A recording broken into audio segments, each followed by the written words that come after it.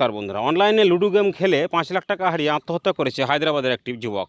সরকার পরোক্ষভাবে online game থেকে, জুয়ো থেকে শুরু করে, লটারি থেকে শুরু করে ইয়ং জেনারেশনকে খেলার জন্য উৎসাহিত করছে এবং নিজেরা ঠান্ডা ঘরে বসে হিন্দু মুসলিম খেলছে।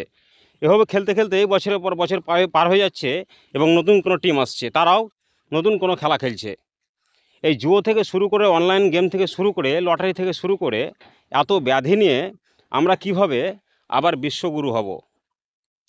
আজকে দেশের ডেভেলপমেন্ট করার মেন সোর্স ইয়ং জেনারেশনরাই সবচেয়ে বেশি খাতরে মে।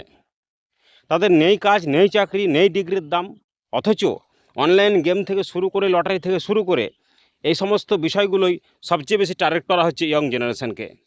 এবং দুর্ভাগ্য, সরকার বসে বসে শুধুমাত্র কমিশন নিচ্ছে।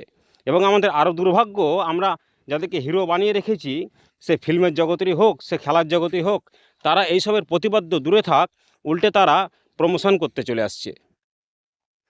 আসলে ভোট দিয়ে নেতা বানায় হোক আর হাততালি দিয়ে হিরো বানায় হোক, ইয়ং জেনারেশনের জন্য কেউ ভাবে না, তারা নিজের রুটি সেঁকতে ব্যস্ত। বন্ধুরা, যদি আদর্শ মানতেই হয়, যদি হিরো মানতেই হয়, তো স্বামী বিবেকানন্দকে মানুন, ডক্টর এপিজে আব্দুল কালামকে মানুন, নেতাজি সুভাষচন্দ্র বোসকে মানুন। এই সমস্ত ছুঁচকো লোককে হিরো বানাবেন না, এরা জাস্ট মনোরঞ্জন দেয়, জাস্ট এন্টারটেনমেন্ট। ওদিকে ওইখানেই রাখুন। যাই হোক, অনেক ধন্যবাদ।